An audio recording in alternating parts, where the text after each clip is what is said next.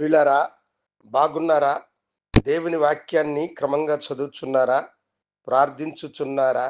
నేటి ధ్యాన వాక్యము రెండవ రాజుల గ్రంథము 18వ అధ్యాయము 30వ వచనం. యెహోవా మనలను విడిపించును. రాజైన హిజ్కియా అశ్షూరుల రాజైనటువంటి సన్హెరీబ్ తన మీదకు యుద్ధమునకు వచ్చాడు. ఆ దినాల్లో అశ్షూరులు బహుబలవంతులైన రాజులుగా ఉండి, అశ్షూరు సైన్యము ఎక్కడికి వెళ్ళినా వారికి అపజయము కలుగకుండా దేశాలన్నిటినీ ఆక్రమించుకుంటూ వచ్చారు. వారు అలాగనే యూదుల రాజైనటువంటి యూదా దేశం మీదకును, యూదుల రాజైన హిజ్కియా మీదకును వారు యుద్ధమునకు వచ్చారు. అశ్షూరి రాజు యొక్క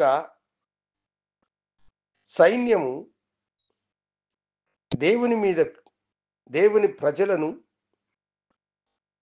వారు హేళనగా మాట్లాడుతూ, మా చేతిలో నుండి మిమ్మలను ఎవ్వరు కాపాడరు అని హేళన చేశారు. దేవుడు వాగ్దానం చేసి వారు హిజ్కియా మీదకు రారని, ఒక్క బాణమైనను ప్రయోగించకుండా వారు లయమైపోతారని అతడు చెప్పాడు. ఆ మాటలని ప్రజలతో అతడు తెలియచేస్తూ ఇక్కడ అన్నాడు, దేవుడు మనలను విడిపించును అని అన్నాడు. దేవుడు ఎంత గొప్పవాడంటే, అశ్షూరీయులను తుత్తినీయులుగా చేసి తన ప్రజల ఎదుట నుండి వారిని పారదోలినాడు. దేవుడు శత్రుల చేతిలో నుండి మనలను విడిపించువాడు.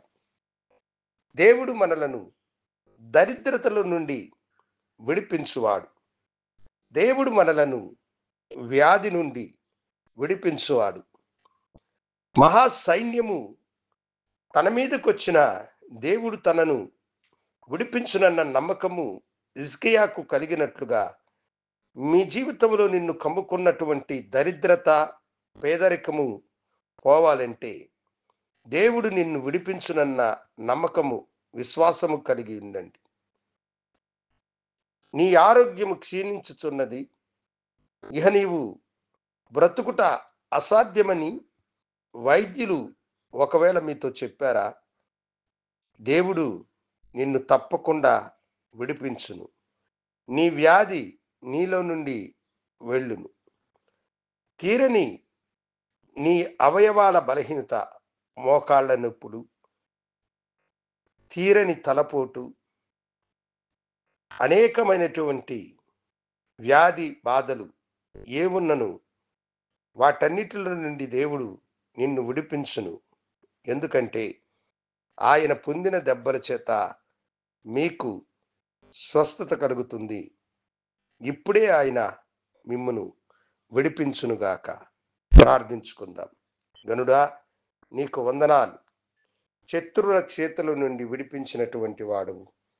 ఈ లోకంలో బిడ్డలు అనేక సమస్యలు వారిని కమ్ముకున్నప్పుడు ఎలా జీవించాలో, ఏమి చేయాలో తెలియక తడబడుచున్నారు.